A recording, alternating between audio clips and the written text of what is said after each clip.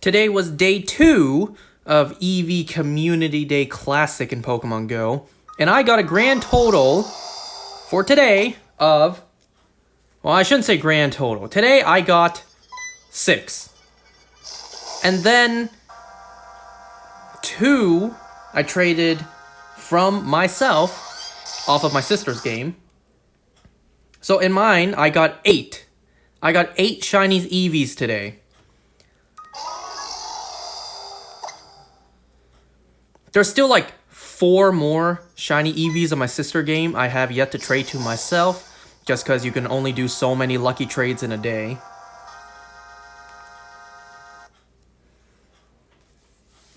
So, these 2 Community Day combines, I got a grand total of I think like 30 shiny EVs. Honestly, I wasn't gonna go too hard at all. I actually did not plan to get that many. I did less shiny hunting EV and more just catching every single EV in sight to grind for candy. And in the process, you know, just a bunch of shiny ones popped up. You know, I kind of can't afford to be having all of these shinies because I have limited storage in my Pokemon Go. Even with the storage space being upgraded now, I still only have limited space. And I have to wait an entire week to transfer certain Pokemon out of Pokemon Go to Pokemon Home to make space. I can transfer like 7 legendaries a week, but for mythicals I can only transfer like 4 a week. Mythicals being like Deoxys and Darkrai from raids, Genesect as well. Because, you know, I'm not just going to transfer those. I'm going to save them. Even if they'll have the ugly G in Pokemon Home.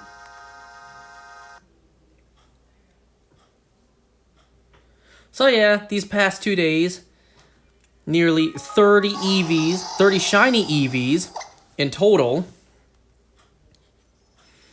And also 1 or 2 shiny Gimme Ghouls as well. Alright, so enough of that. Small little detour for today, for just today, maybe not only today. I know I promised previously that I would have Season 4 of The Boys to talk about today, as well as probably Arcane. However, I have something else to talk about today. And if we have time, we will discuss Ironheart and Squid Game. So remember how last time I played, or not really played, last time I was here, I mentioned that the following day my friends would come over to celebrate one of their birthdays. Well, that's exactly what happened. Last time I shiny hunted for Heatran, and, you know, got nothing. The following night, my friends came over, and we celebrated one of his birthdays. We chatted for a couple hours. Actually, not really chatted. What we actually did was we watched the League of Legends tournament. Well, I don't play League of Legends. I tried it once. I didn't understand the controls. You right-click to do majority of the stuff. I didn't understand the controls, so I never played it again. So I don't know anything about League of Legends. The only thing I do know about League of Legends is Arcane. So I know nothing of League of Legends, but my friends do. So while they were here, they watched the League of Legends tournament. And I was kind of just there. At my own house, I was just kind of there. I got the participation award. So after we watched the League of Legends tournament, we actually watched a movie. What movie did we watch? It was one that I was going to watch at some point, but because my friends were all here and they all wanted to watch it, well, now was the perfect time. The movie in question we watched was the brand new Netflix movie, K-Pop Demon Hunters. At first, I was just gonna brush this film off, You know, like I did for Until Dawn, I was just gonna briefly cover it, but not completely go over it. But this movie is so good, I have to talk about it. I have to glaze it.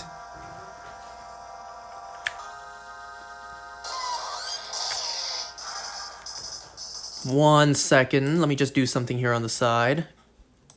And no surprise, the moment I finished the movie, because I posted it online as well. I posted online. The movie was really good. I posted that onto my Instagram story. And no surprise, almost immediately, my friend who is a K-pop fan, a K-pop stan, he particularly simps over the group Twice. He immediately texted me like, yo, that movie was great, wasn't it? And we just kind of went back and forth about K-pop stuff. I don't really listen to K-pop. I don't really listen to music. It's not that I don't like music. It's just I don't have any artists I listen to. It's not like my friend who listens to Twice, or it's not like my sister who listens to BTS. Both K-pop groups, by the way. But you didn't need me to tell you that.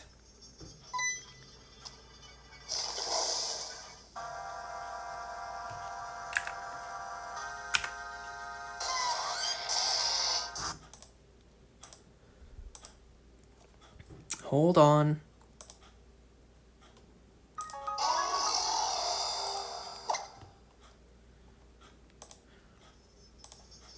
So I actually had to rewatch the movie. Just because when my friends were over here and we were all watching it together, you know, they were talking a lot throughout the film, so I couldn't entirely hear the film. I couldn't hear everything said and truly understand what was going on. So I actually had to rewatch the movie to really take in and understand everything said. And I tell you, there were some major plot points, like major dialogues that I completely missed just because I didn't hear it.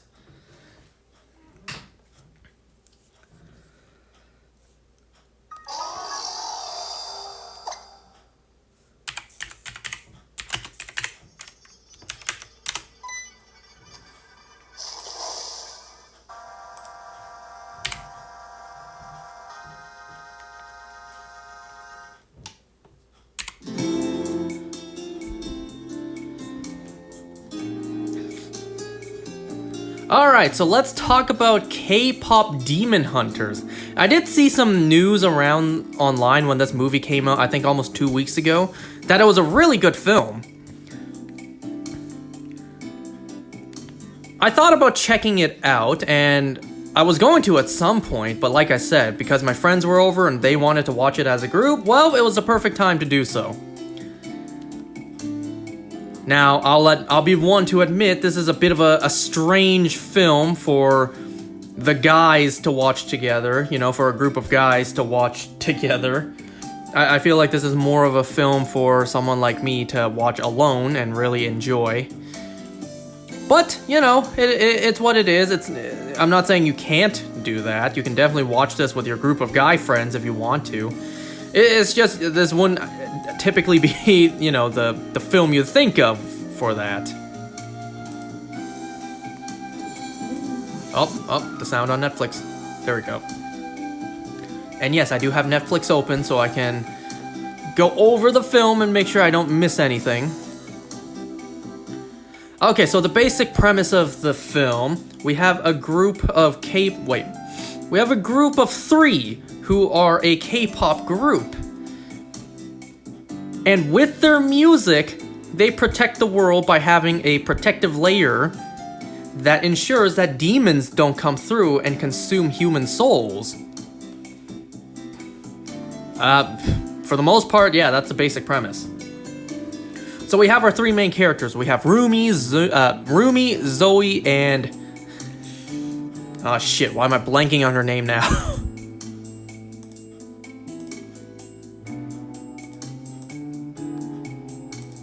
Aw shit, why can't I think of the last one's name?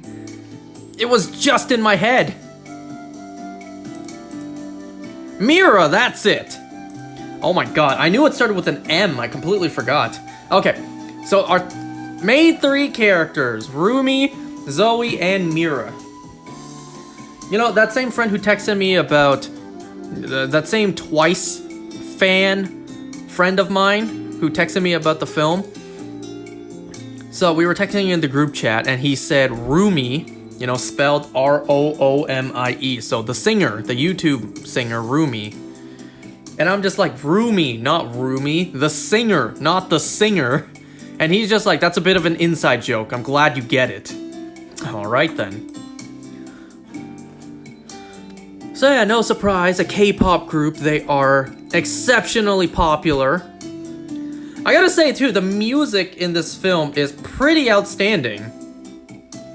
No surprise, just like when Oshinoko came out and Idol grazed the world, just like for songs in this movie as well, I've already started hearing it elsewhere. Like just walking around, I've heard some stores play it.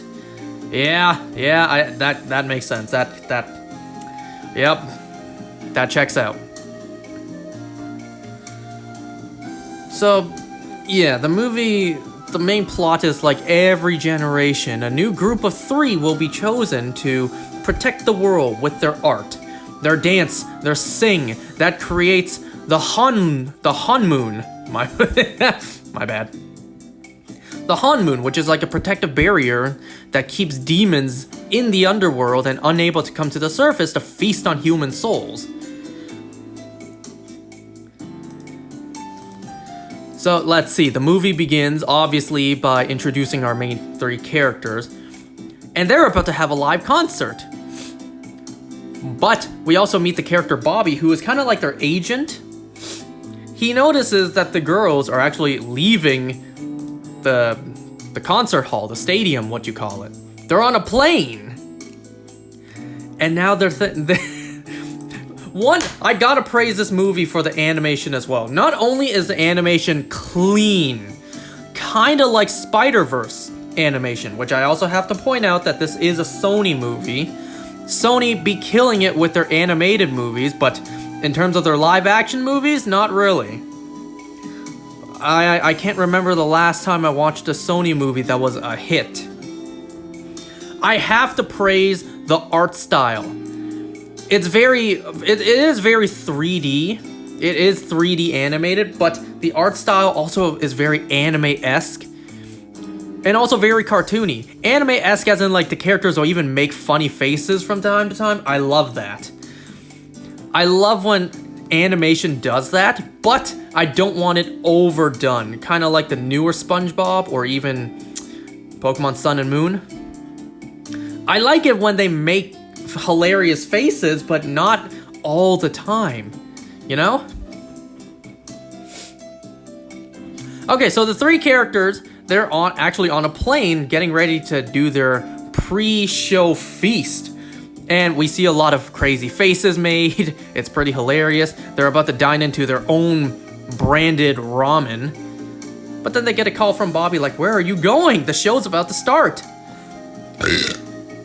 And so they realize that they've been bamboozled. The flight attendants, the pilots, everyone are demons. And then we get this musical number of them fighting the demons, which is actually really spectacularly animated.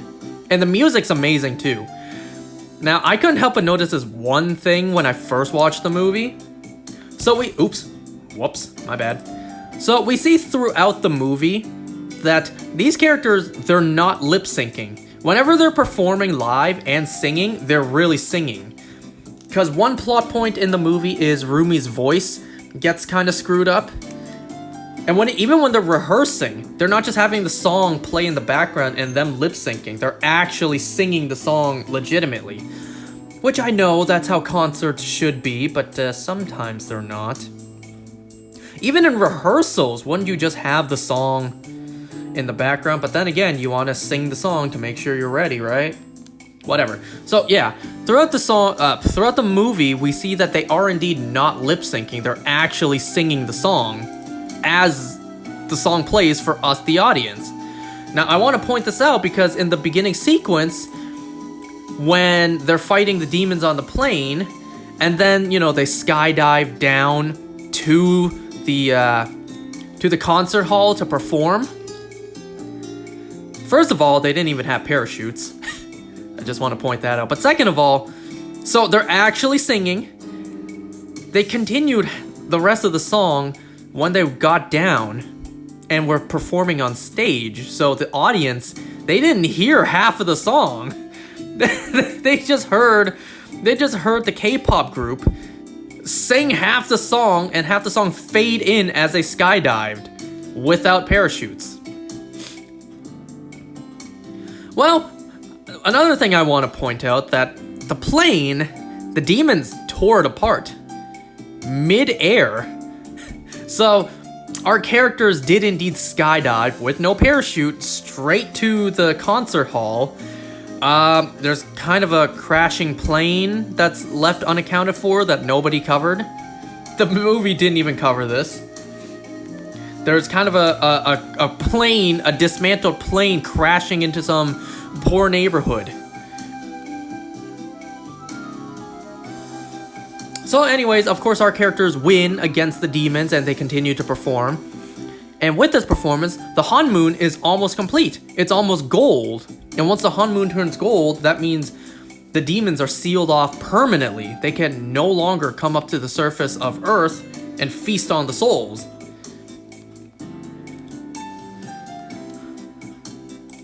I also want to mention the cast as well.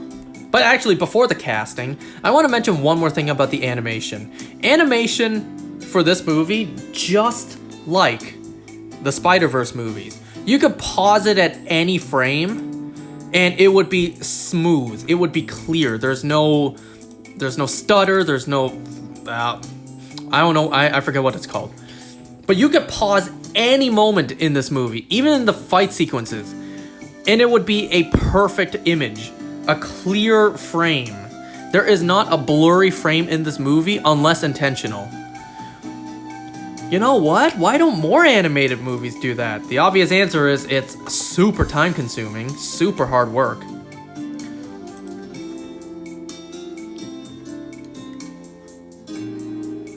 So the demons of the underworld, who is ruled by this demon king Flame, the demon king is more of a fire than an actual king, but whatever. Okay, I have to point out the cast of this movie. Obviously, the main character, Rumi, is voiced by Arden Cho. She's hot. What? K-pop Demon Hunters cast. I have to look at the cast list to make sure I don't mess it up.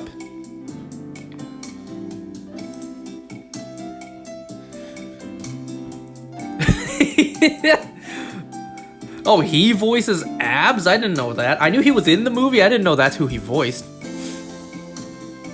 So, the Demon King, the Demon Flame, is voiced by Lee Byung Hun. I swear to God, I butchered that name. He voices Gima, the king of the demons. And that's kind of hilarious, because if you don't know who that is, he plays the front man on Squid Game. So he, once again, plays a character who oversees the operations that consists of death and games. How fitting is that? And I just have to say this. I just have to mention this. Later on in the movie, we meet a doctor because of Rumi's voice. They go to a doctor.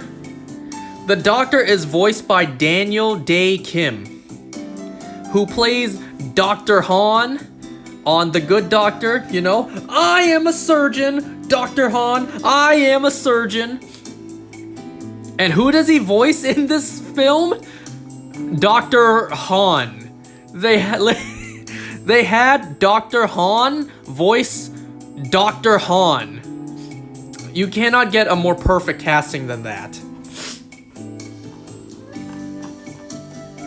I just had to mention that. I looked up the cast list, and when I saw that, I laughed because it's perfect. Anyways, so Gima is getting frustrated because the Hanmoon is about to seal, and he cannot feast on those succulent human souls. So instead, we get a couple of witches. They look like witches, but no, these demon guys. And they have a proposal. They have an idea. Start a demon boy band led by Genu. Even Gima laughs at it first, but then we see just how handsome these demons are, even in their demon form. With their flowing hair and abs and whatnot, all the demons are just like, yeah, that would work. So because the Han Moon is about to turn gold and they're about to finish their mission, Rumi actually pushes ahead the next single dropping, which actually means they no longer have like a vacation time, because they're supposed to have 2 weeks off, but then Rumi just surprise drops the next single. Poor Zoe and Mira, they were already sitting down on the couch, ready to relax with food. So yeah, she released the single, and they have to start promoting it.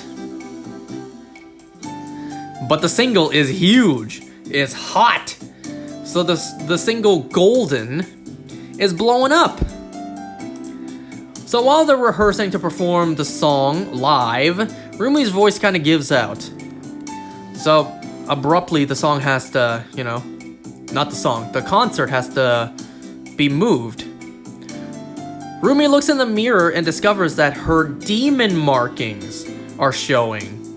Which I also didn't mention that yet. Demons have certain markings to tell they're demons. Even when demons are disguised as humans, you can see the markings, which distinguish them from humans. It turns out that Rumi, the face of the group, the main character of the film, is half demon.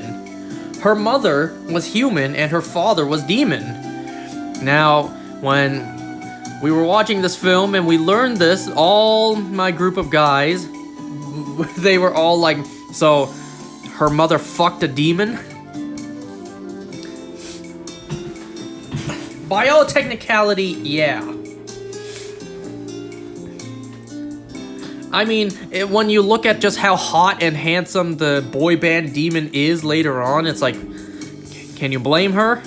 Hey, no homo, of course, but like...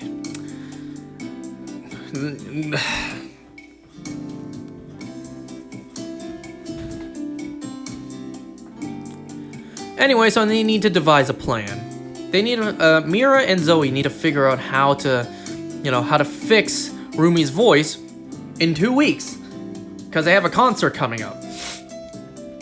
So they go to this quote-unquote specialist, Dr. Han.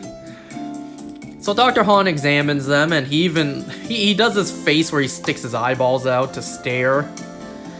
And not gonna lie, that was pretty hilarious. But yeah, Dr. Han is voiced by Dr. Han. You cannot get more perfect than that. So he gives her a box of his tonics. This doctor's hilarious, because we even see in the lobby of his office, he has a picture of Huntrix. I forgot to mention that too. Their K-pop group is called Huntrix, or just Hunter X, Huntrix. He gives them a box of tonics, which, his front office lobby has a picture of Huntrix, and then he pasted a picture of himself on top, which was hilarious. Okay, so once they leave the clinic, they run into the very handsome and hot group of boys. Their beautiful flowing hair and six-pack abs makes our characters drool and moist. They really zoomed in on the abs, by the way. They really pronounced the abs. Which I can't I can't help but feel like a bit of a hater when I say this. Like, god damn it, you Korean boys.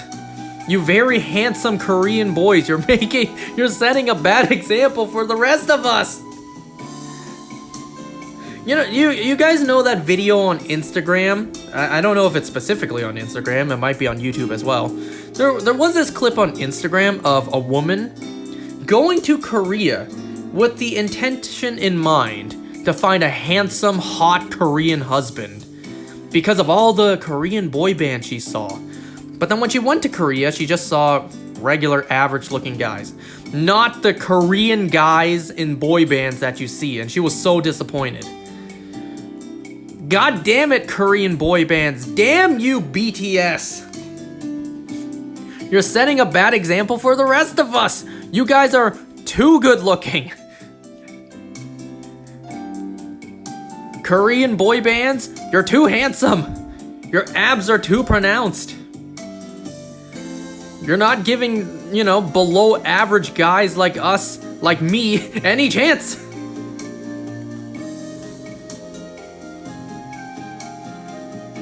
Anyway, so, yeah, the main guy, shit, what was his name again? Genu. The main guy, Genu, bumps into Rumi, and turns out he's a huge jerk. He doesn't even... They even do the whole K-drama thing, where he bumps into her, she falls. I really thought he was gonna catch her last minute.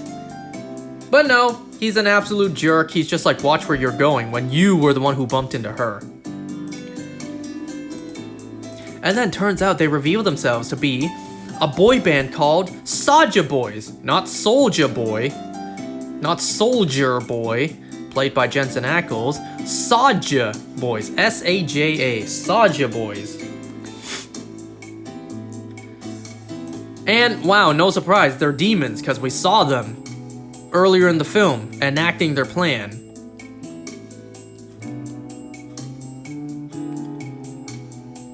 God damn it! These guys are too handsome. No homo, of course, but like, they're making a bad example for the rest of us below average guys.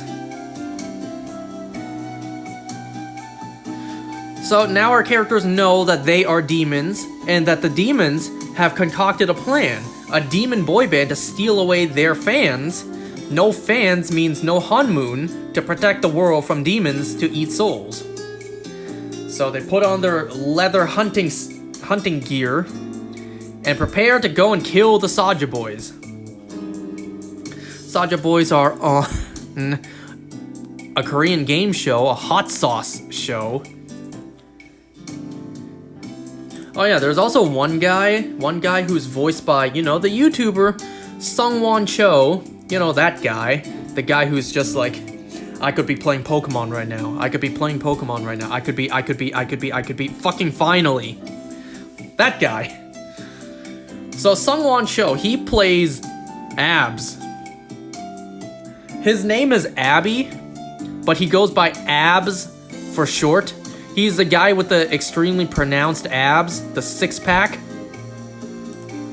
No offense to Sungwon, but, you know, he's not exactly the most muscular guy out there, and it's pretty hilarious. He voices Abs, the most muscular, most really shown off guy when it comes to his body.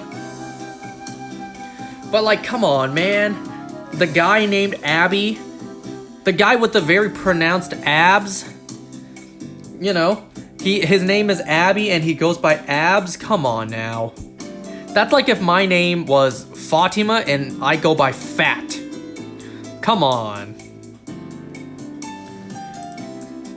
And I tell you, they really focus on his abs. really focus on his abs throughout the film.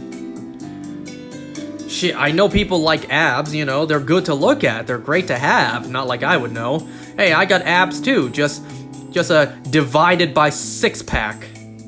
I got one big flabby ab of my own. Yeah, that's not attractive in the slightest. Anyway, so pretty funny, the girls infiltrate their game show. They go down the slide, but the leather they're wearing, I don't know, it's just hilarious. So anyways, they end up chasing the boy band into a boys' bathhouse, where they fight. They fight a bunch of water demons. Rumi solos Genu. He actually tears up a bit of her outfit, sees the demon markings on her, and he's just like, a hunter who's part demon? Because Rumi doesn't want her friends to know, and her friends don't know, Ginu actually helps her out. Ginu actually wraps up the exposed part of her arm that shows the markings. Why would he do that?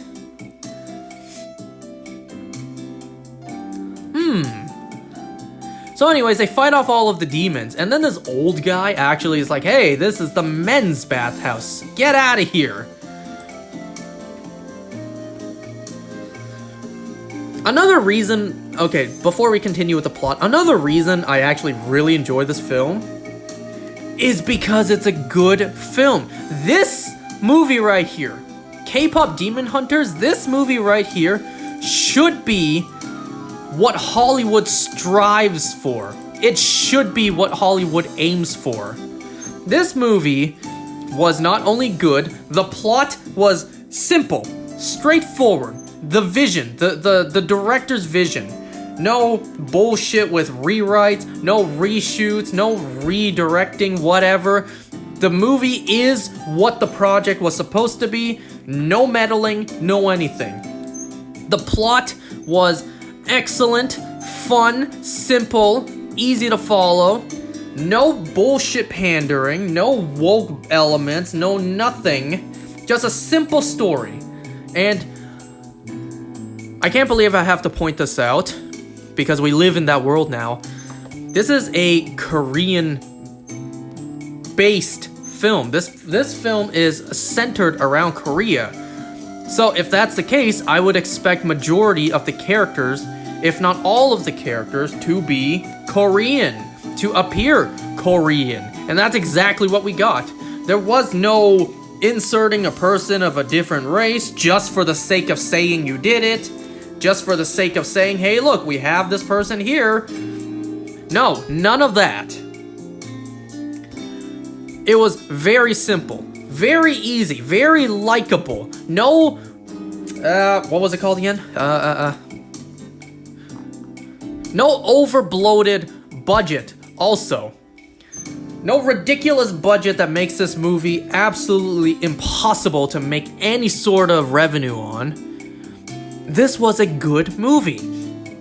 Animation was clean, was fun, was beautiful. Storytelling was consistent, was, running out of things to say here. Had a great flow. This movie's not long. This movie is like an hour and a half. When you take out the credits, well, actually, I think, wait, no, I think this movie is, exactly about an hour and a half when you take away the credits. So it's not a long movie, an hour and a half. There is no extended runtime. The movie did what it needed to do, and it's done. This is what Hollywood should strive for. Not all the bullshit pandering, not all the stupid over-bloated budgets, none of that. Simple storytelling. Hard work, passionate projects where you can tell watching this. The animators, the writers, the voice actors, everything, everyone put their all into it. You can tell there was passion behind this. And I can't believe that's stuff I have to praise these days. But the rest of Hollywood, they've given me no choice. It's kind of like being praised for doing your job at work. And you get that praise because all your other coworkers are completely... They're completely, why do I keep blanking on the words? They're completely incompetent. They actually hinder the business. And you do your job correctly, you actually get praised for it. You know, it's kind of like that. So anyways, Ginu is kind of thinking like, how could a hunter be also part demon? Oh yeah, Ginu also made a deal with Gima. He wanted the voices gone. No, not only the voices gone, he also wanted his memory erased. We will learn Ginu's backstory soon. So Rumi gets an invitation. Oh yeah, she also realizes that Dr. Han's tonic is just grape juice, which is pretty hilarious. Seems borderline illegal to me, but whatever. Oh yeah, there was also this funny scene. This funny blink and you'll miss it. So Bobby is just like, this is bad, girls. Your #1 position is being taken by that new group, Saja Boys. Look, everyone's doing their dance, and if you blink, you'll miss it. Even the doctor we met earlier was doing it. So yeah. Rumi sees outside her window a bird. A strange bird wearing a hat. She follows it, and then she actually encounters some sort of, I kid you not, demon cat. This big, blue, enormous grin demon cat. This cat's not malicious in any way. In fact, this cat kind of has OCD. Whenever something like a flower pot or a garbage bin tilts over, like topples over, this cat has to prop it up correctly. I gotta say, this blue cat thing looks identical to Gumball. It even makes that face that Gumball always makes with his mouth. So anyways, this cat is kind of like a delivery man, I guess, because he delivers a letter to Rumi. Rumi at first doesn't want to follow, well, doesn't want to go, but she does anyways. And who sent the letter? Who sent the cat? It was Genu. Of course, Rumi immediately tries to kill him, but, you know, Genu only wants to talk. Genu's also like, I want to talk about those pants first. Teddy bears and choo-choo trains. Hey, a girl can wear what she wants. I don't know, it's pretty funny though. So they talk. You know, Genu kind of pleads that, you know, demons are being controlled by Gima against their will. We also learn Genu's backstory, how 400 years ago, he looked great for his age, by the way, and this man aged gracefully. 400 years ago, he and his family were very poor, very sick, starving. He tried his best with his musical talent to make money, but nobody gave him anything. Oh, even the music's done. Nobody gave him anything until he heard the voice of Gima. So he made a deal with basically the devil. And in doing so, he gained riches overnight. He, his mother, and sister lived in the palace, were finally full, had clean clothing. But that came with a price. Genu, his demon marking started to spread to the point where he was summoned by Gima, where he has no choice but to serve him for eternity. Anyway, so our girls have to come up with a plan, because these demon boys, if they succeed, then the world ends.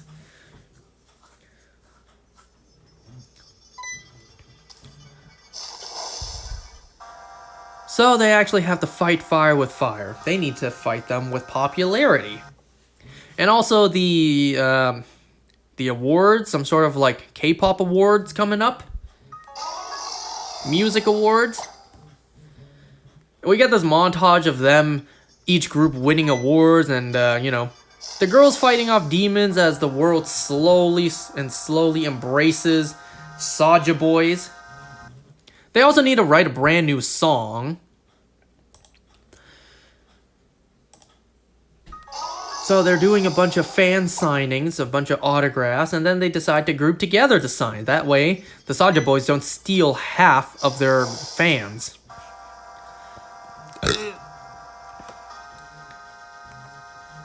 Well, Rumi actually, you know, she seems off. Her voice is giving out, as well as she's acting weird around the Saja Boys, so Mira knows something's up. But Rumi refuses to tell her friends. How could she tell her friends that she's half demon? Throughout the film, you know, they want to... throughout the film, Mira and Zoe, they want to hang out with their friend, go with Rumi to the bathhouse, but she can't, because she can't take off her shirt and reveal the demon markings on her arms. You know, I can kind of relate to that. I always wear long pants, even in like the blistering heat of summer. I always wear long pants. Just because my legs, they're not pretty to look at. I have so much hair on my legs. You know, every now and then, out in public, whenever I see a guy wearing shorts, I look at his legs. Pause on that. I look at his legs to see just how much hair other guys have on their legs, and almost none of them have as much as I do. So, given how unappealing my legs are to look at, I always hide them. I always hide them from my friends whenever they come over. I always wear long pants in front of them. And if we ever go to like a bathhouse or a beach together, I will likely pass because not only am I not about to take my shirt off and expose my fat belly to these muscle heads, yeah, I'm also not gonna wear shorts in front of them. I wear shorts around my parents because, you know, they're kind of stuck with my hairy fat ass.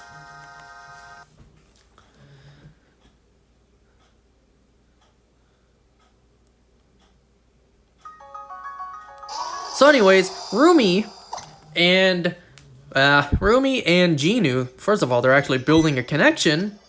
Of course they are. I gotta say that as well. I like that, you know? There's nothing wrong with a straight couple in a movie anymore. All we see is characters being gay, same gender romances. There's nothing wrong with that, but Hollywood has overdone it to the point where simply seeing a straight couple is a breath of fresh air. So we see Rumi and Genu closely grow closer, I should say.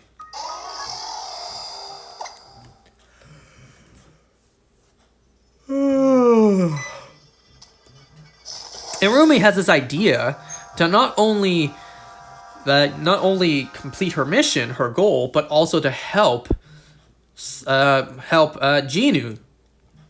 And she's just thinking, once the honeymoon is golden and the demons are cut off from this world permanently, you could be here on this side. You can be here on Earth. You will be free of Gima's control. In a way that could work, maybe. Well, they have this fight sequence on top of a subway where there's a giant tear in the Hanmoon and a whole bunch of faceless demons pop up. So they fight, they also sing. The animation is beautiful. Once again, you can pause at any frame and it is crystal clear.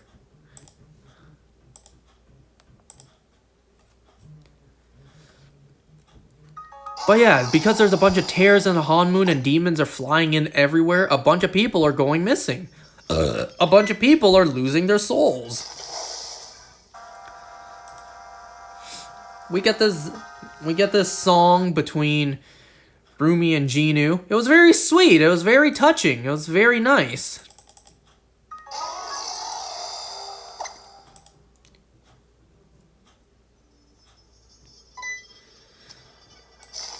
But then Gima pulls Genu back down.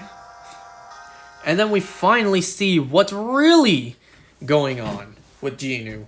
Turns out he wasn't taken away from his family like he claims. He left them. He left his mother and sister in poverty so that he alone can enjoy the riches, the food, the clean clothing. He abandoned his family. And that's what he wanted Gima to erase. The memories of that.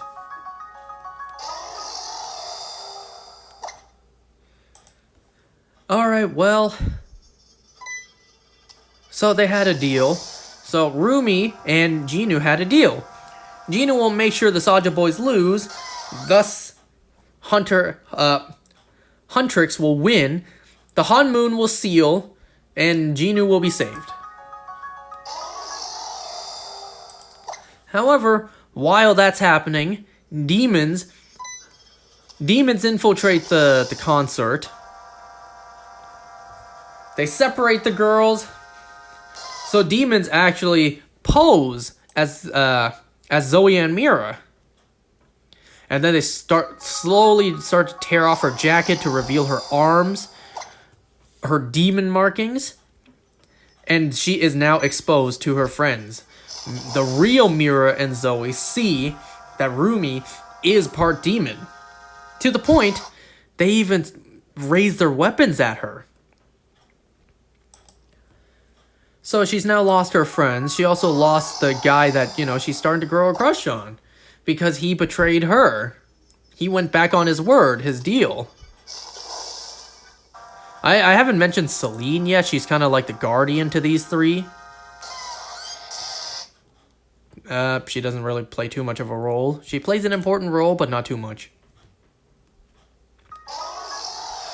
So because the concert, or the competition, was abruptly ended, Saja boys are like, we Saja boys are heartbroken. But hey, let's cheer everyone up with a live free concert. Everyone can join.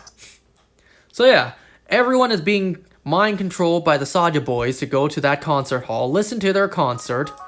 But it's really a ruse. It's a slaughter fest. It's a feast for the demons. To the point where even Mira and Zoe get caught up in the trance. However, Rumi, she shows up, and she solos for a moment. She's about to fight everyone herself, but then, Zoe and Mira come back to reality, they join her, and then they fight off all the demons.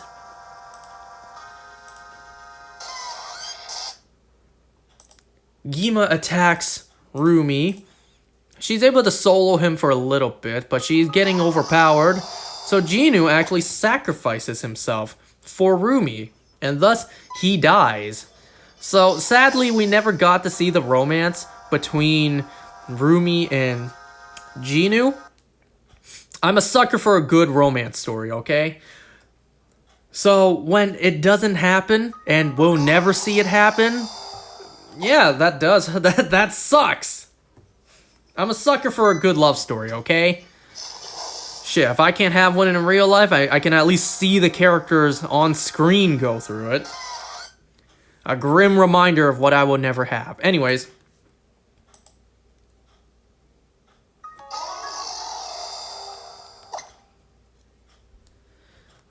So yeah, they kill off the rest of the demon Saja boys. Their abs and everything. They take down Gima, they win, the world is saved, and they finally go to the bathhouse together. Doesn't matter anymore, because now they know that Rumi is part demon.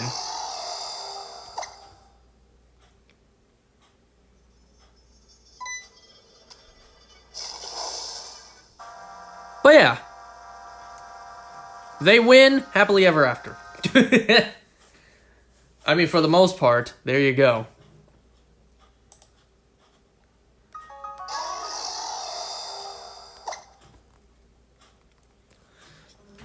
Can you tell I really enjoyed this film? Not only because the film itself was good, but everything it represents is also good. No pandering, no overbloated budget, no story that drags, a passion project that primarily focuses on storytelling and visuals, achieves both of those. And look at that. When you do a good job, Hollywood, you get praised. You give a shit like Snow White, you question why it gets shat on. You give us good stuff like this movie, it's no surprise that it gets praised to high heaven.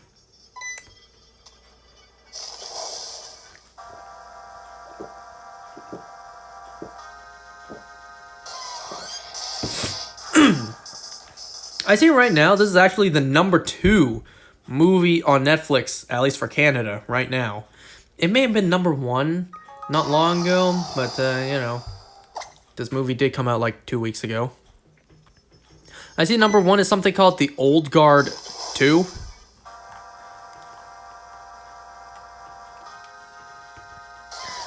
But yeah, I was just gonna brush over this film, but it was so good I had to talk about it.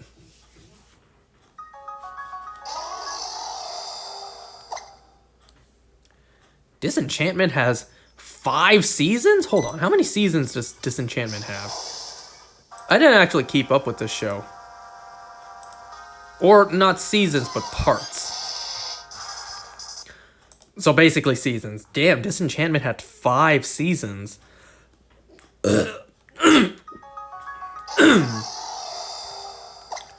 And I think we all know that it's in the same world as Futurama.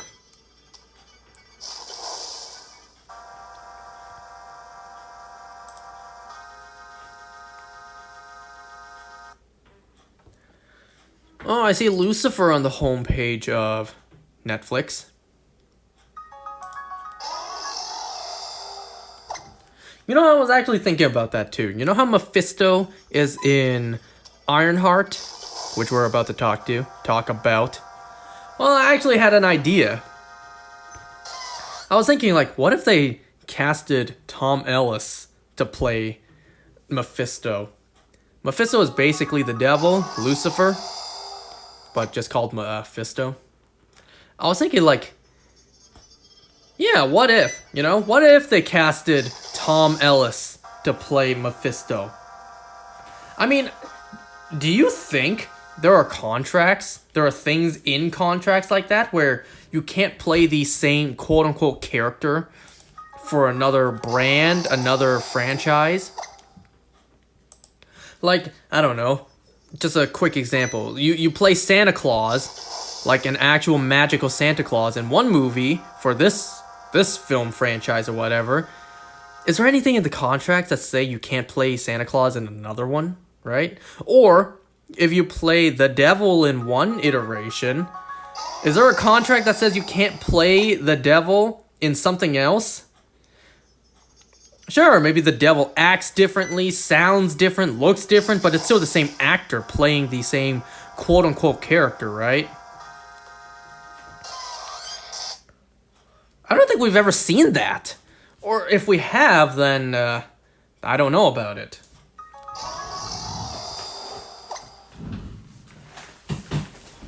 But it can't be a character like, you know, Chris Evans playing Steve Rogers for Marvel and then playing DC's Steve Rogers, because DC doesn't have a Steve Rogers. They have a Steve Trevors, but it's not the same character. You know what I mean? It has to be a character that can exist no matter what continuity, no matter what iteration. Kind of like the devil. Or Santa Claus. You know? I don't think we've ever seen an actor do that. Play essentially the same role. I mean, we have someone like Giancarlo Esposito who just plays damn near the same villain over and over, but that's not the same thing. That's close, but it's not exactly the same thing.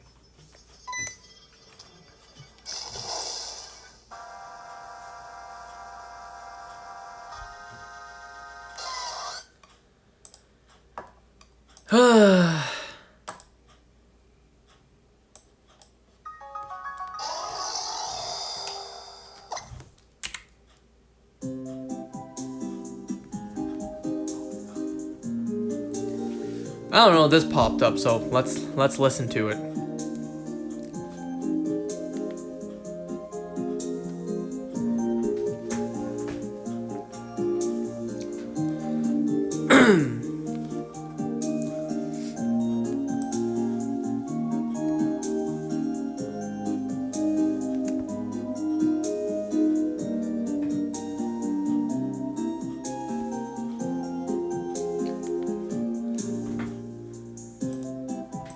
Oh yeah, so I also did take a peek at the trailer for The Boys Season 4.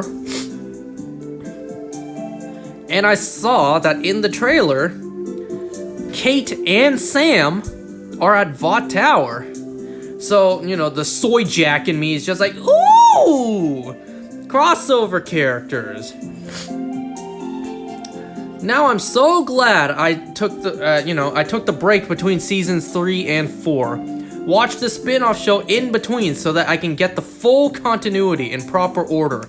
Like I did for Flash and Arrow.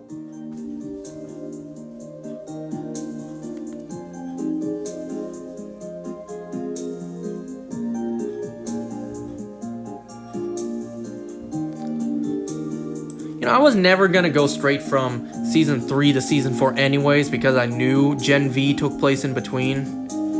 But still, not everyone knows that. The casual audience won't know that. And you know what? Screw them, you know? I like it when films and franchises do this.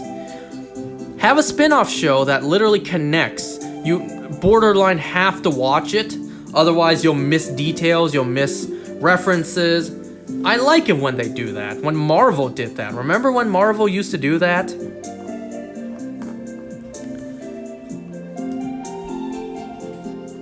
You know when Flash, Arrow, Legends, Supergirl, when those shows were airing and actually good, before it completely fell apart at the end? If you didn't watch all the shows, not only would you be clueless on other character storylines whenever they did the multi-show crossovers, you would also be clueless whenever there would be small little crossovers or small references. I swear, I really wish I remembered which season this was in. I think it might have been like season... No, it couldn't have been. It had to have been at least like... maybe season 3... I freaking forget. There was a season where Oliver's identity was almost revealed.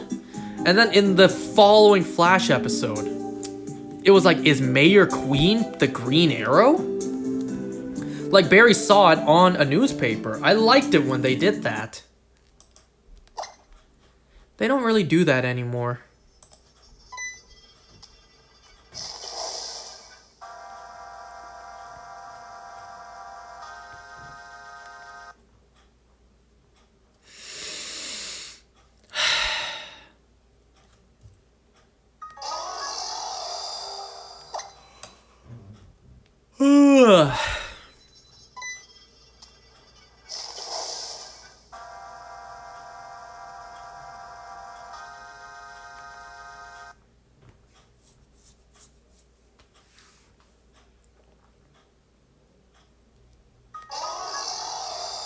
So anyways, let me know what you guys thought of K-pop Demon Hunters down below.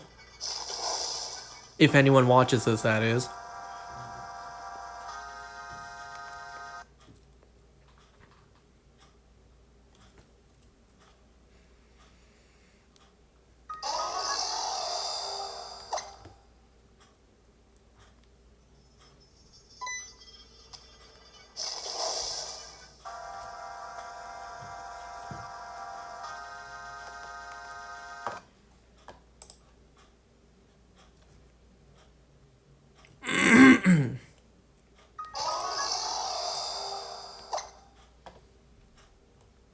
Oh, I see a car pull up. Looks like it's my sister.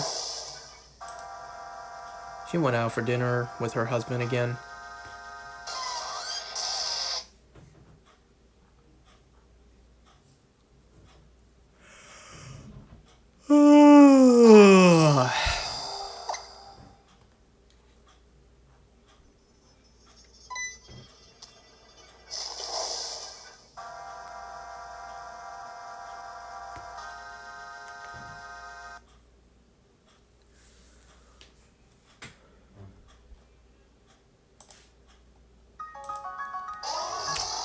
You know what? This popped up. How does this sound in video form?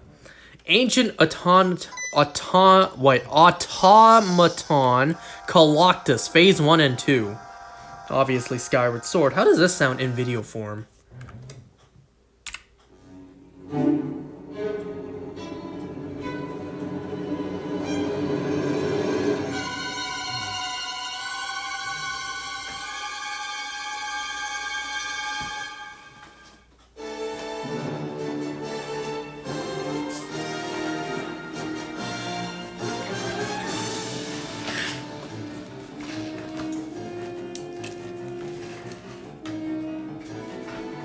Man, I've been feeling like playing Skyward Sword again lately.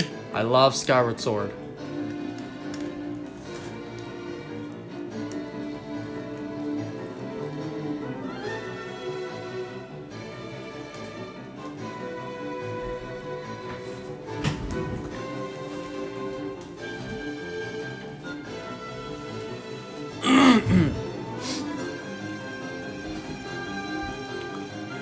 Phase 2 of this boss is so much more epic.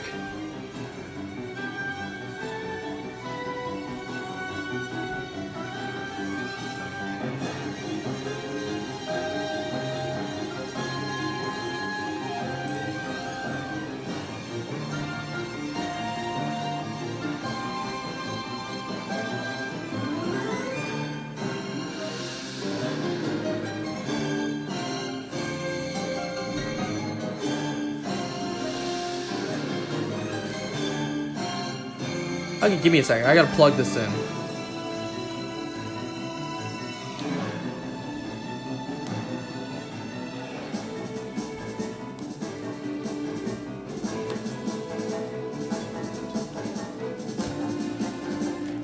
Alright. Whatever.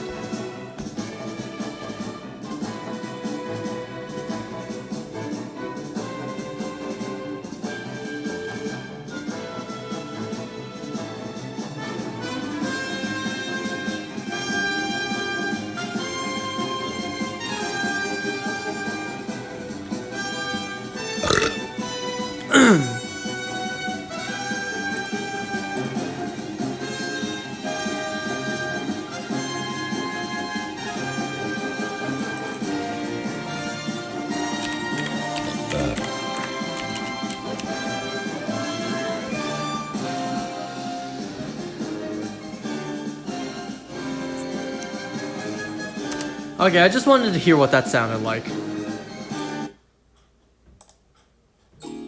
Oh my god, no, stop that Wix ad! No, don't give me a Chewy's ad either. YouTube, everyone.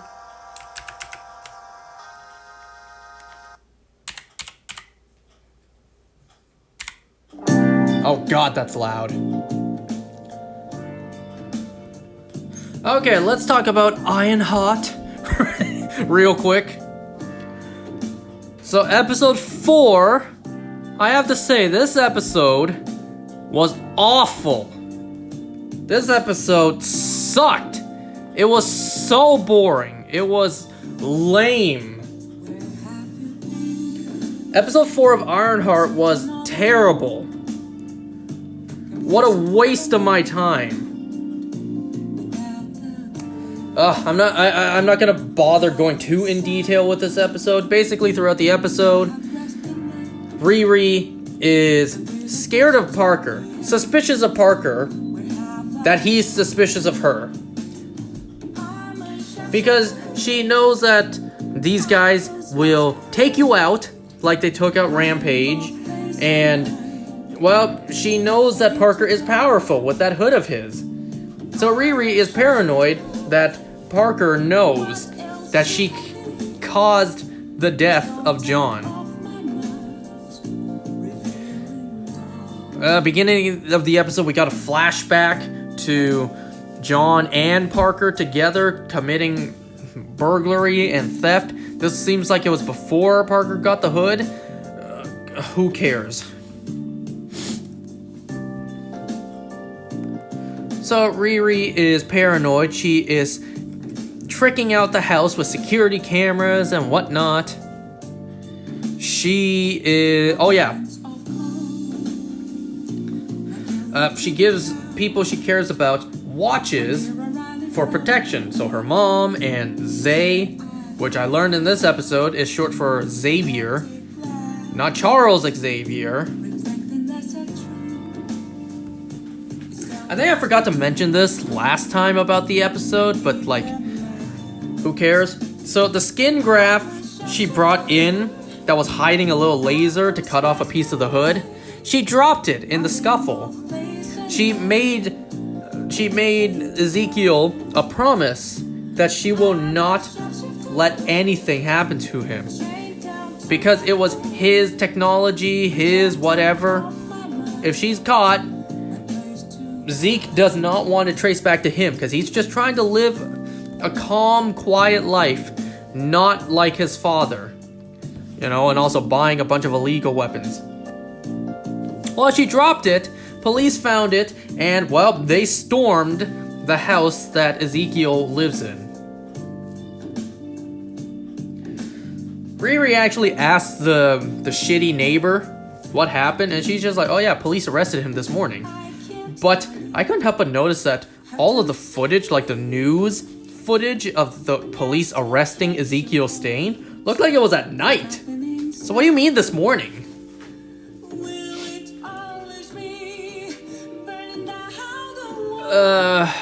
So Ezekiel Stain is arrested. Riri tries to visit him and apologize, but Zeke wants nothing to do with her anymore.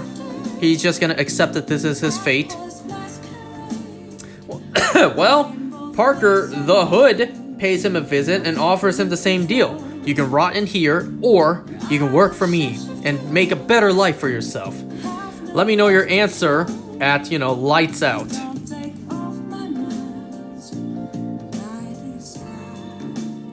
Riri, after visiting Zeke, or before, I don't know anymore, I don't care. She goes over to Zeke's, Zeke's silo, whatever, where he keeps all his weapons and illegal bionics. She wants to go in there and experiment, see how she can destroy the Hood. Oh wait, no, before that. Remember how I said she gave everyone watches? Well, Riri can't really sleep.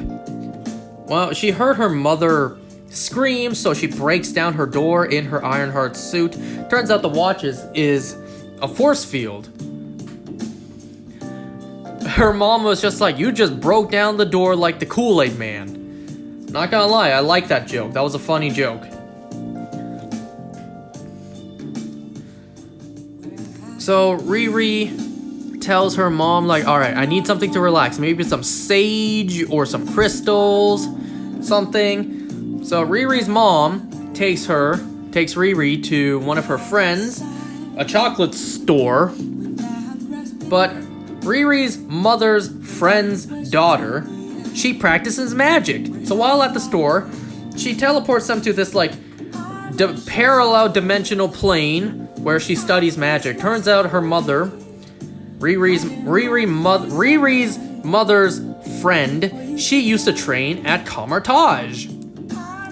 But she left Comertage to raise her daughter. So now her daughter practices magic. They take a look at the piece of the Hood. They realize this thing is ancient, and it is whatever they said. It's not from this dimension, not from this plane of existence.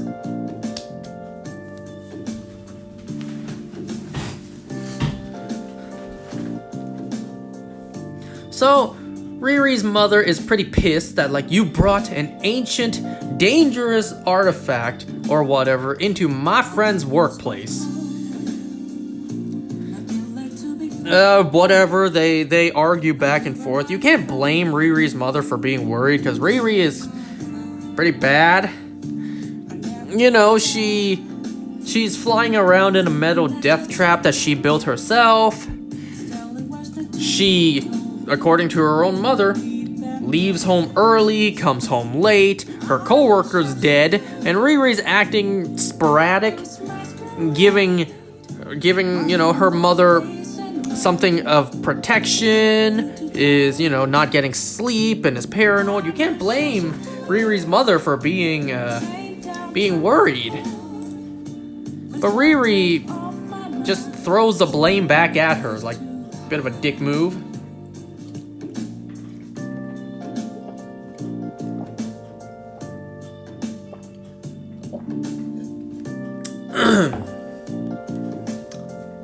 Anyway, so yeah, Riri tries to get into Ezekiel's little watermill silo place. She can't get in, and Natalie just offers look under the doormat, and there's a key there.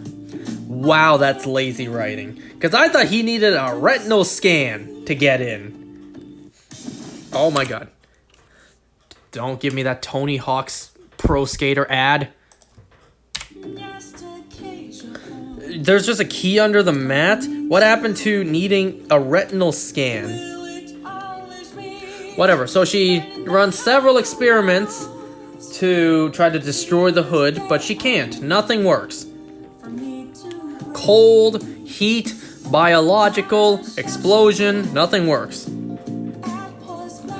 Well, she's brainstorming with Natalie. We get Riri a slow zoom in onto her face. I thought she was about to say, Eureka, I figured it out. But no, the whole time it was zooming in on her face, she realizes, I can't do this. I'm way out of my league. It's like, it took you that long? Seriously? She flies in the suit. She has a panic attack, so she gets dropped off by the suit at this like junkyard to get some air. Natalie in the AI, in the suit is just like, I know what to do. She goes over, picks up Zay, and I'm just like, wait a second, I thought Zay was like way taller than her. How can he fit into that suit if it's for her, if it's her size? So the suit brings Zay over to Natalie, brings over to Riri, and Natalie finally reveals herself to Zay. I haven't really mentioned Zay and the fact that Natalie was his sister. We know that Natalie, the real one's dead. I haven't mentioned that because who cares? Zay this whole time is just like, oh, what I wouldn't give to just talk to my sister once more. Riri's just like, yeah, if only you could do that, huh? If only there was a way, right? I would love to speak to Natalie too. Well, no surprise. No surprise. Zay is pissed. Natalie gets her feelings hurt. Everyone has left Riri alone. Alright, I don't care. Well, Ezekiel in jail decides, alright, I'm leaving. I'm gonna go with the guy who, teleported, appeared out of nowhere in my padded cell. So the group, the group of bandits break Ezekiel out, break him out, taking all of his equipment as well. And while they're together, Ezekiel and Slug, they develop this big machine, whatever, to give Ezekiel a bunch of more bionic upgrades. He even shaves his head, and then we hear him scream in pain with all the upgrades. Reminds me of the clairvoyant at the end of Agents of S.H.I.E.L.D. Season 1. Parker also tells his group, Riri killed John. I want her head. And there's the episode. It was so bad. The episode was horrible. It was so boring.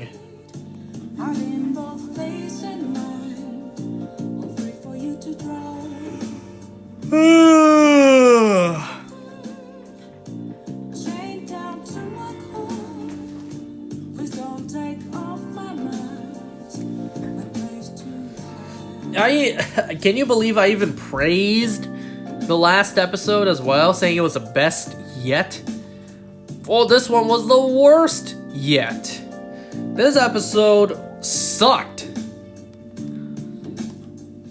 I hope the last two episodes will at least be watchable.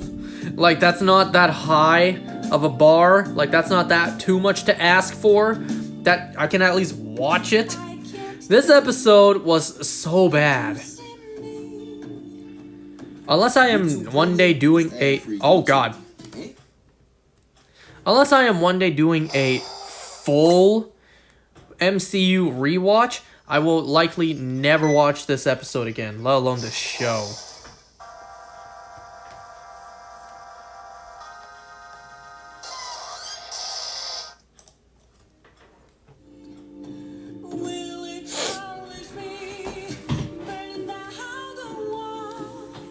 I think I would actually prefer to watch She-Hulk over this show. It is so bad.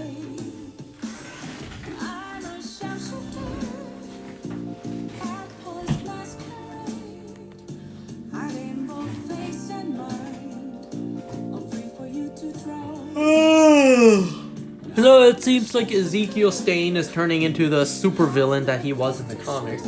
Or at least something tainted by Marvel in a poor replication to do so, to adapt it.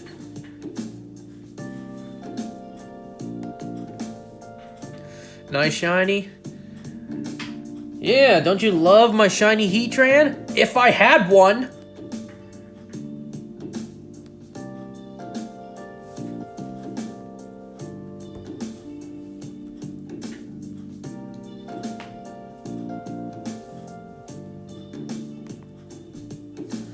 Well, no surprise, Ironheart sucked.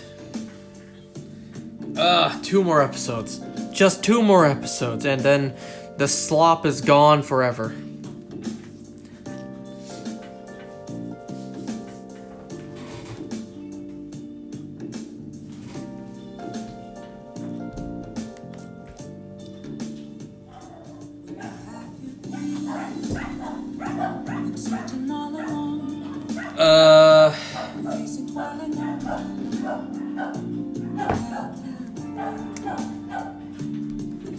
I feel like there was something I forgot to mention about. Oh, yeah. So, just trying to destroy the hood, nothing worked. Natalie suggests, why don't you call Shuri? Well, at least there was some, at least there was some sort of mention to, you know, the only other appearance of Riri Williams in live action, so not What If.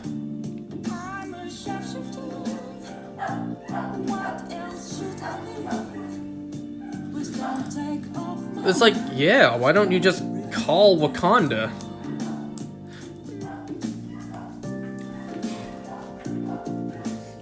Riri made some sort of reasoning, which is like, her position sounds so ridiculous. I feel like Wakanda would still help her, you know? She helped them.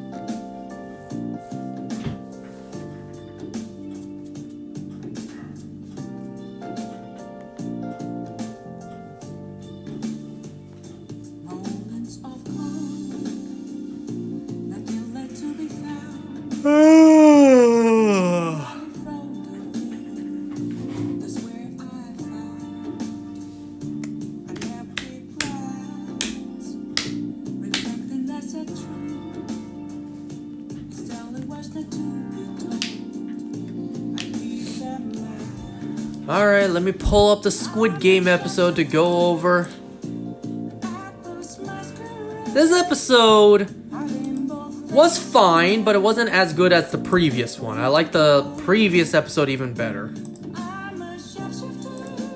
So episode 3 of Squid Game Season 3.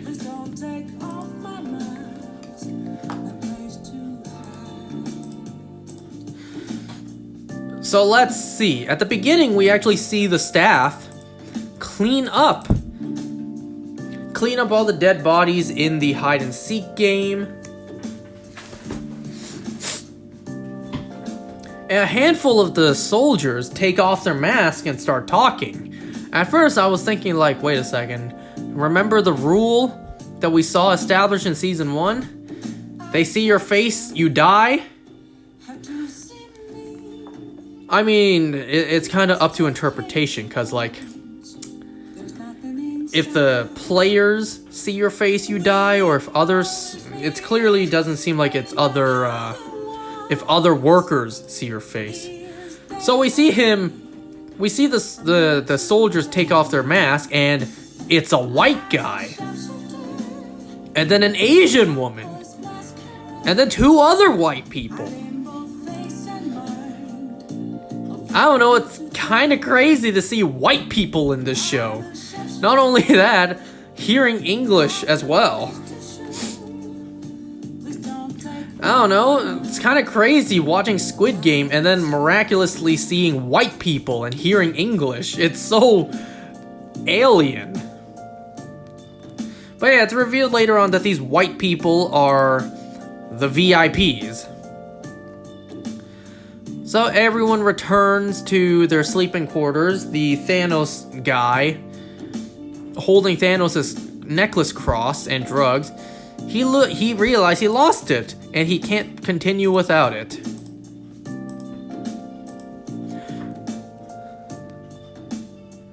Well, the VIPs are here wearing their golden masks again. And, yep, VIPs being VIPs, they're weird. So it's time for a vote again. The old lady, the mother, pleads to everyone, begs them to stop. She already lost her son in the game, and she's just like, is it about money? You can take my share. I don't care. Well, let's just please end the games. Just please. Jun-hee and the baby, save them. Just spare them. But nope. Overruled. The games have been voted to continue. This is also when the officer realizes something's wrong, because the operation room they've lost contact. So soldiers go to investigate. They realize that workers and the doctor there are dead. So now they they have to figure out what's going on.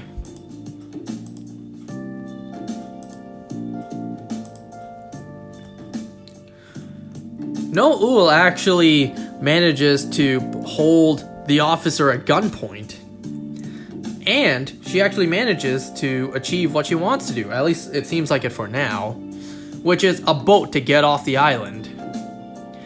Officer is just like, you can't get off the island that easy. You know that. She's just like, the VIPs are here, right? It'll be better for you if we disappear quietly. Smart. Well, outside the island, the boat looking for the island, with the drone, they actually find the island. The officer guy, I forget his name, he goes to the island and recognizes this is where he's been shot.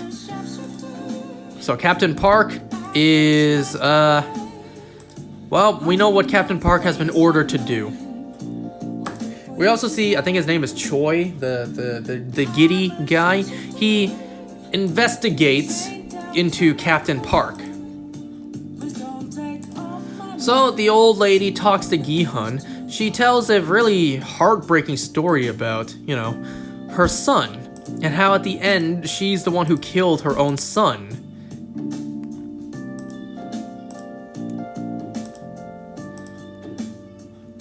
Later on in the night, they get woken up by the soldiers, the guards, the workers bringing in another coffin. I'm thinking, like, who died? Everyone is accounted for. Everyone's in the rooms. I was actually wondering who died. Who's in that coffin? I thought they were bringing in the body like they brought Gi-hun in. And then the camera changes. We see that the old lady has hung herself. My jaw actually dropped.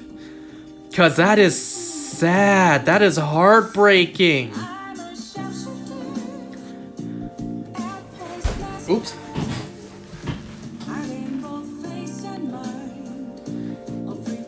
Unfortunately, Gi-hun kind of instigated. I don't want to say instigated, but he kind of let that happen. Because Gi-hun is so torn apart by everything that happened. The old lady actually asked Gi-hun to help Jun-hee and the baby. But he's just like, I'm sorry, I can't. I'm not that kind of person. He should have accepted. Maybe that would have given her hope. And maybe she would have lived to see another day. Anyways, the officer still realizes something's wrong, so he orders for the operation room to be checked out again. Realizes that the dead player on the table is not a player, it's actually the doctor. So now they know that one of the players is still alive and disguised as one of the workers. I gotta say, this operation is pretty outstanding. if even anything is wrong, they will find out. We also see this Choi guy, you know, he actually broke into Captain Park's house to investigate him. He finds a picture on the wall, several pictures on the wall. Fishing pictures with the front man, but also the recruiter. So that tells Choi that yes, Captain Park is dirty. He works for them. Captain Park also has this dog, and the dog attacked him. Unfortunately, you know, he also brought in a gun to protect himself, and he shot the dog. Poor dog. Choi also finds underneath the doghouse a little hole that has a shit ton of money, as well as a garbage bag containing a soldier's uniform. But unfortunately, before Choi is able to report any of this, the police show up, and Choi is arrested. Shit. Anyway, it's time for the next game. The VIPs have once again bet on who they believe will win or not. The next game is jump rope. Gi-hun agrees to help Jun-hee to protect the baby, at least. I was actually thinking, what are they gonna do with the baby?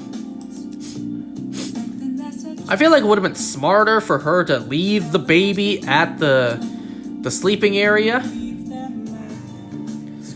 because the VIPs willed it into existence. They're just like, alright, fine. Let's throw the baby in there as well, because why not? So now, the rest of the staff have to include the baby as a player as well.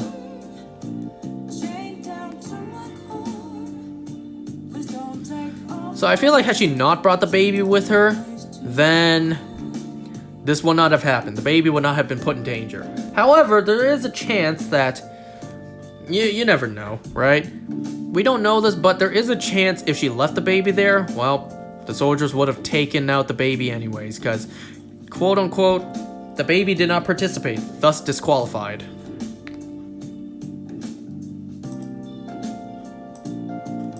So yeah, the next game is jump rope, and I couldn't help but notice that the quote unquote rope is mostly CGI. I think that's kind of funny, though it makes sense. Actually building that set practical with a functioning jump rope would be pretty difficult. And if the actors messed up while filming, they could easily get hurt by it. So, I don't know, it's not surprising that it's CGI, but it does look a little goofy.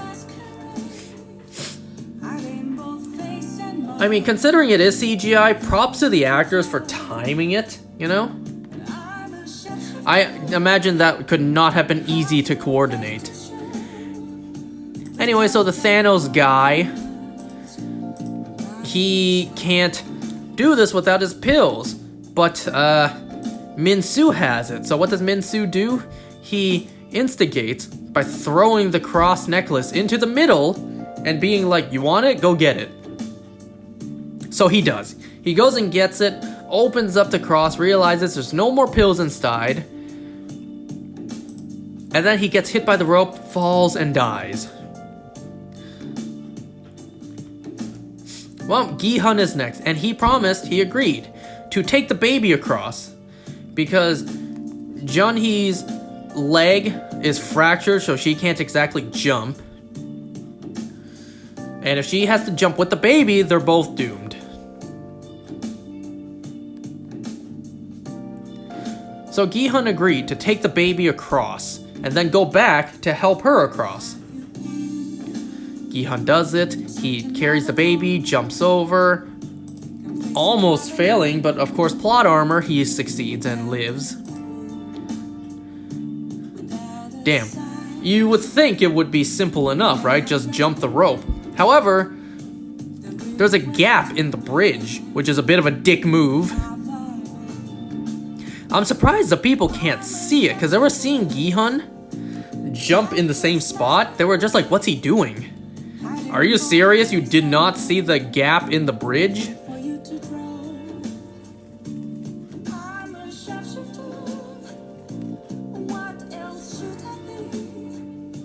You know, part of me was wondering, like, why don't these guys just crawl on the floor so that the rope can't hit them? You know damn well that rope is so low you can't crawl below. But yeah, Gi-hun makes it across with the baby. He puts down the baby, gets ready to cross back over to help Jun-hee. But then, well, he can't because people are crossing. There's not enough space on the bridge. One person crosses, but then he actually sabotages. Anyone else who comes over, he pushes them off. So anyone who's on the bridge is stuck jumping. And anyone who's not yet on the bridge, well, they're stuck there, unless Gi-hun. Gi-hun has to deal with this guy so that everyone else can make it across. For the most part, there you go. That's the episode. It was a much simpler episode to break down. It was heartbreaking, though, to see the old lady die. She was a very good character, a very nice character.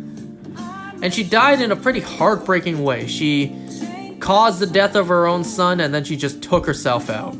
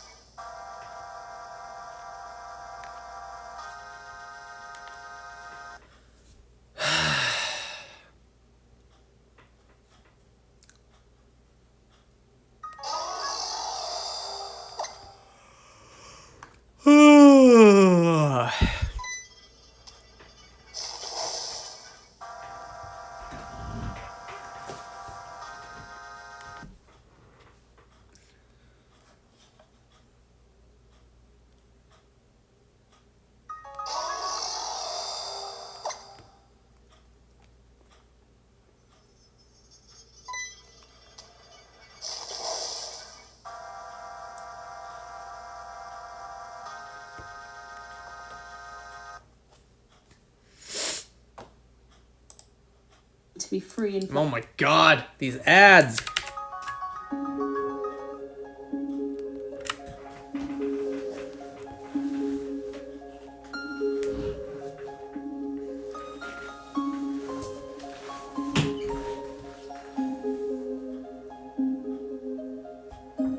Well, I'm out of things to talk about tonight, so please, Heatran, be shiny, I beg you.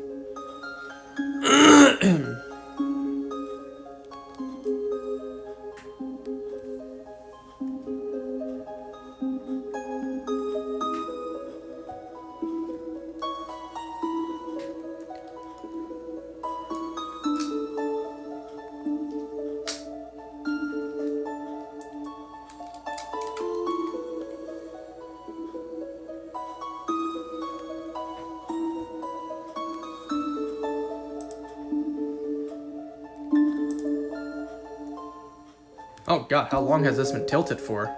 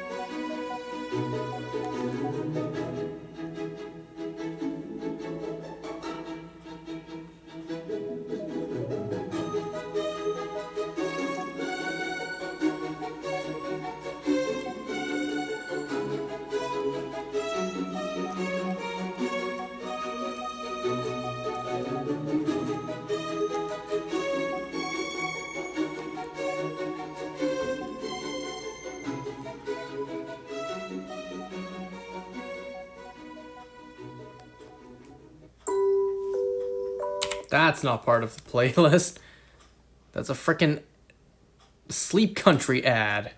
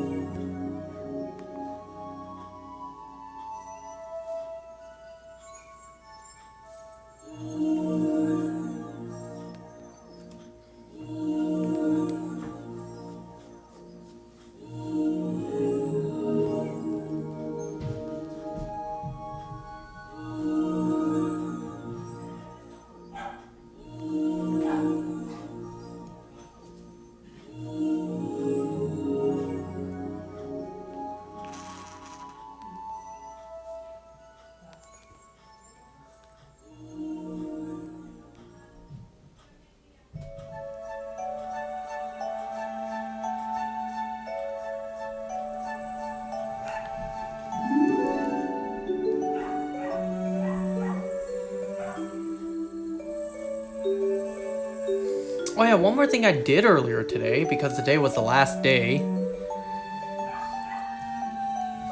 On my sister's phone, on my sister's Pokemon Go, I once again bought the Shiny Jirachi Masterworks Research. I would have bought it on my phone, but I can only get one per game, you know? If I caught it before, I can't get a second one. That's much of that, as much as that sucks. So, I bought it again on my sister's phone. You know, it is buying a Shiny Jirachi, but that's kind of my only option.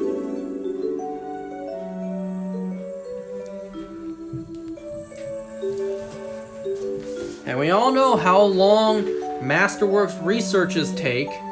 So, I'll see this Jirachi in a couple of years from now. Because, you know, I can't play on my sister's phone all the time. It's my sister's phone. I know you can make the argument, just log out of her account and log in to her account on your phone. I tried that earlier. Something got screwed up. Not doing that again.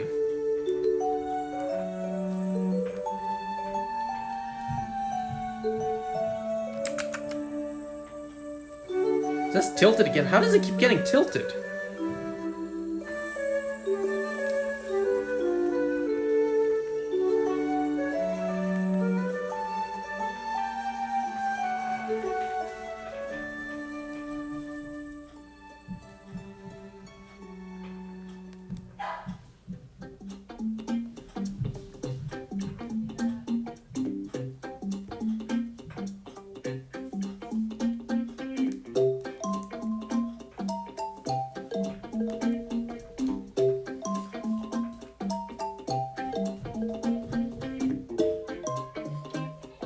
Oh, you know what's something else I wanted to mention for a couple weeks now and I completely forgot?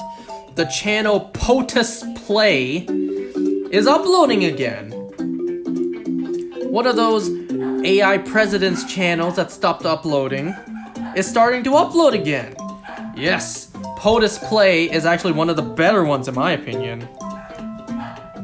POTUS Play, the GTA 5 videos, those ones are absolutely hilarious.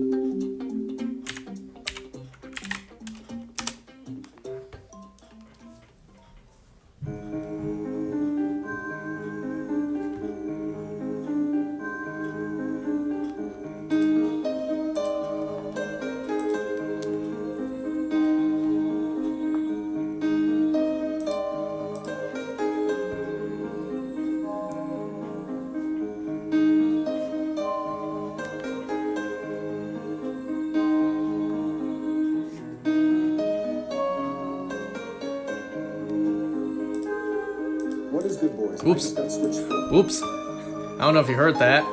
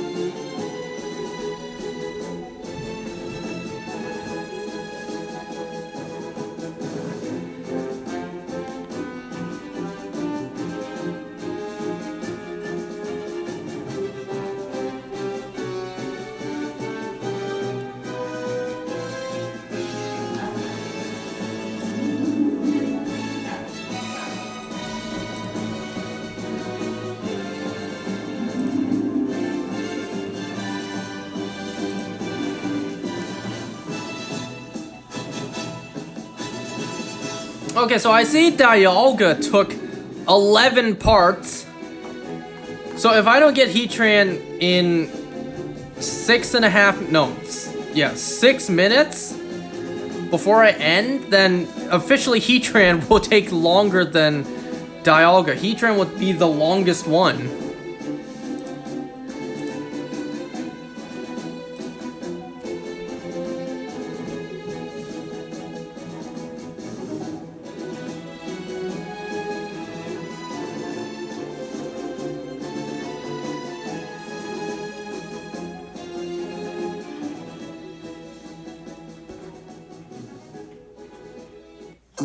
Oh my god.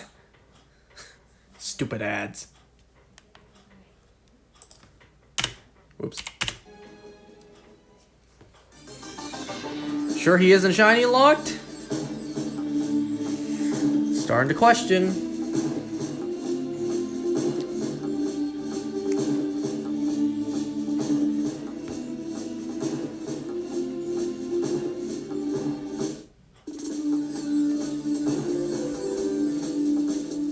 You know the sad reality is, I could have chosen to do these in Dynamax Adventures. There's a very strong chance that had I done that, I could have been done by now. But who knows? Another timeline.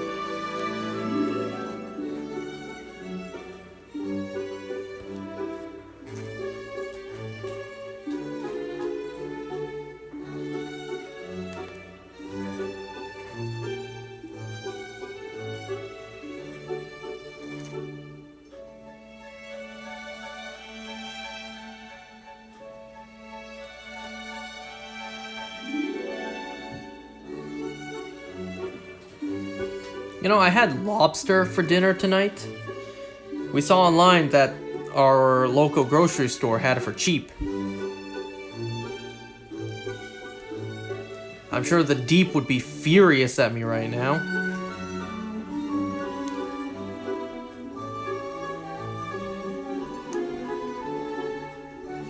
You know, my mom doesn't even do the humane thing of putting a knife through the head to kill the animal first. No, my mom actually does it pretty horrifically. My mom puts the lobster into boiling water, but does not put the lid on. So, the lobster is still alive, feeling the boiling water, but the bottom half is boiling. The top half is not submerged. So half the body is feeling the boiling water. She lets the soul out. Yeah, we're gonna make that Adventure Time sandwich with lobster soul. It's one thing to be boiled alive until you die. It's another thing to have half your body boiled until you die. I think that's worse.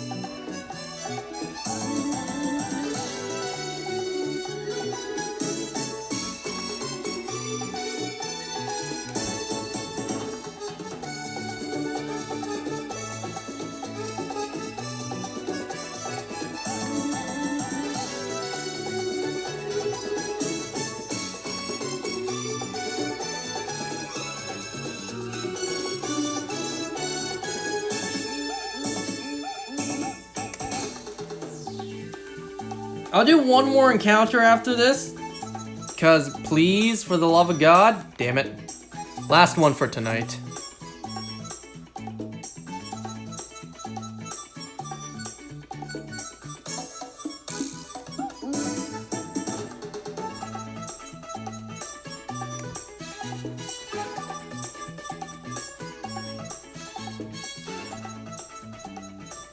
And no luck. Damn, this Heatran really does not want to be shiny. But I'll keep going until I get it. Which will continue next time. Alright, bye.